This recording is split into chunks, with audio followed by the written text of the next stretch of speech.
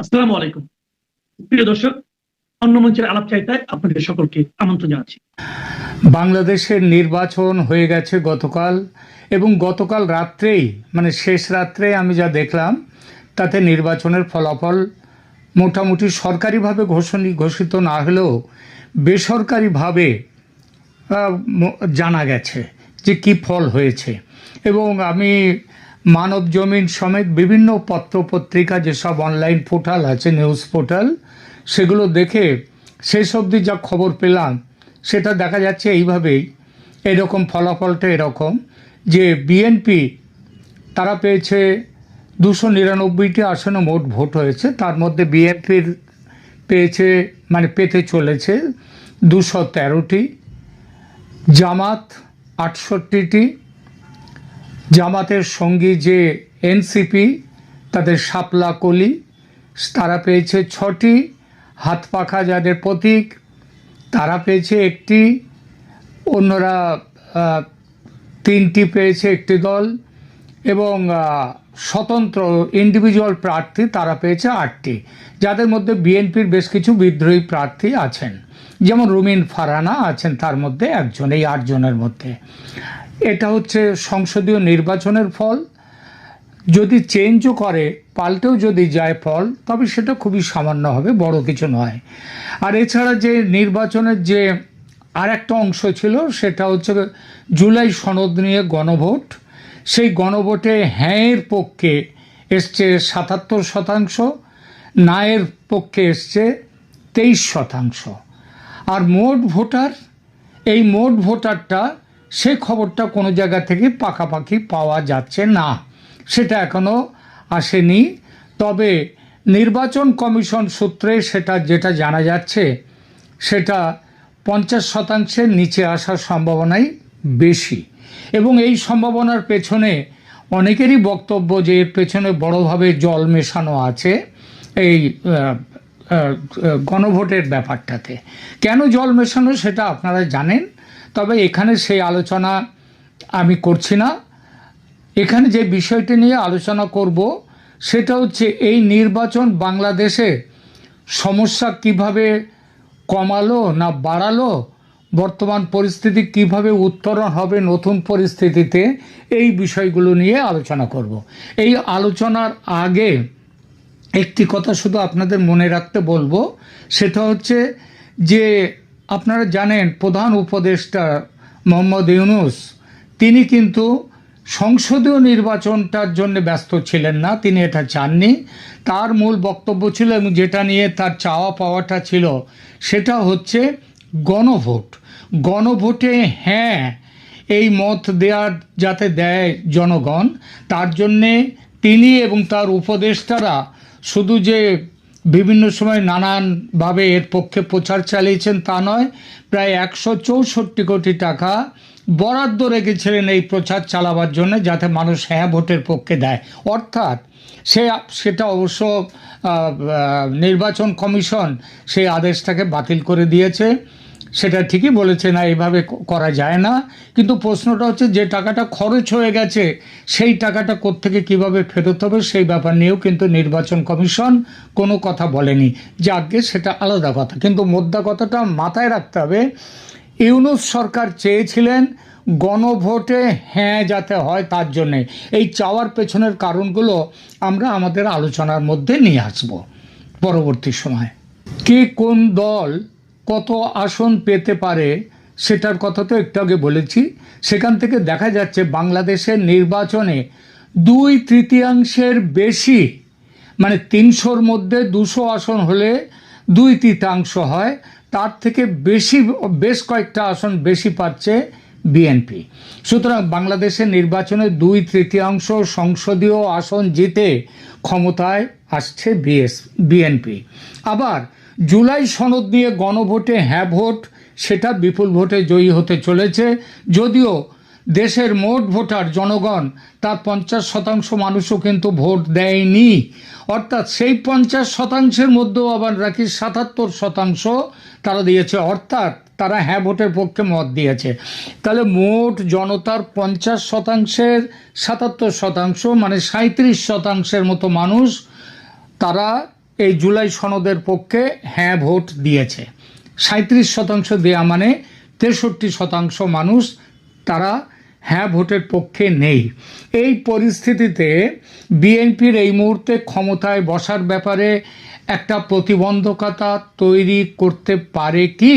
কারণ রাজনৈতিকভাবে বিএনপির পক্ষে জুলাই সনদের বিরোধিতা উঠবে, এই আশঙ্কা অস্বীকার করা যায় না। ভোটের এই ফলাফলে আগামী দিনে তাহলে বাংলাদেশে কি হতে যাচ্ছে?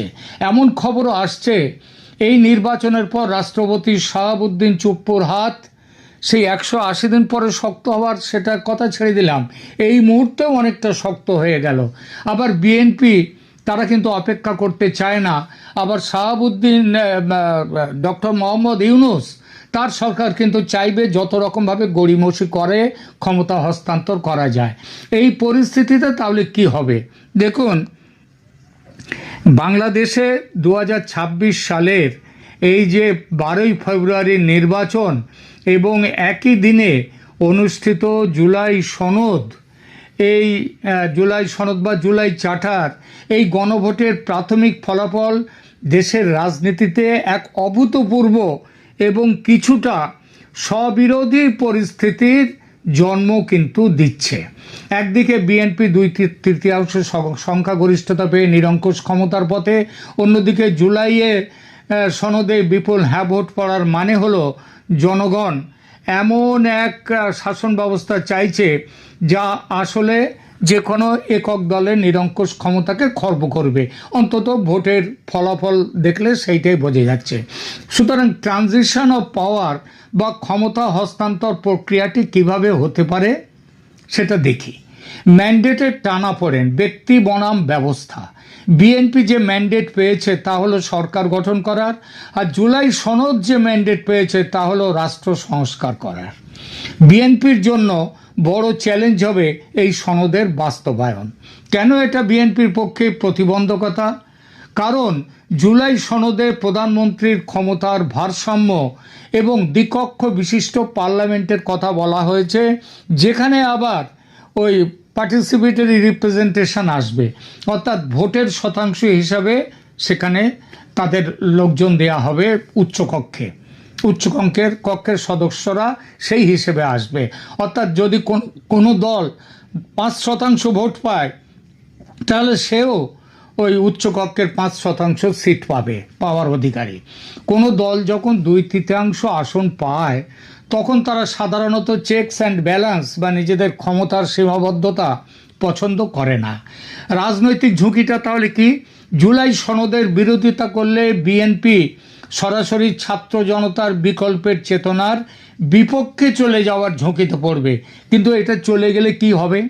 ছাত্র জনতার যারা ওই এনসিপি পার্টি করে ভোটে দাঁড়িয়েছিল তাদের ভোটের কি ফলাফল সেটা তো দেখাই যাচ্ছে তাদের কাছে।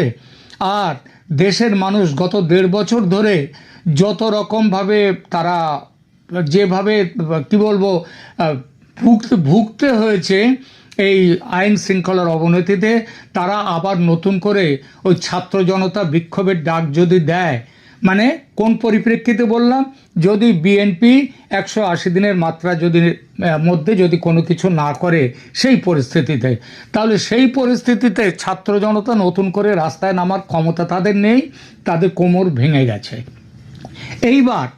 সুতরাং তারা আন্দোলনে নামতে পারবে না, বিএনপি চালিয়ে যেতে পারবে যদি জাতীয় সংসদ নির্বাচন চলছে, ভোট গণনা সবশেষ কিছু করা যাবে না। রাষ্ট্রপতির ভূমিকাটা কি?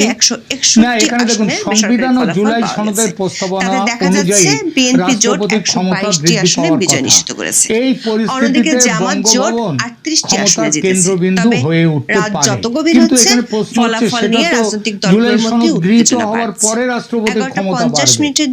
জুলাই সনদ গৃহীত হওয়ার আগে কি হবে? অভিযোগ করেছেন দেখুন এখানে আবার আমি একটু আগে বলেছি ডক্টর ইউনূসের সরকার গড়িমসি করতে পারে, কারণ তারা সরাসরি ক্ষমতা ছাড়তে চাইবেন না।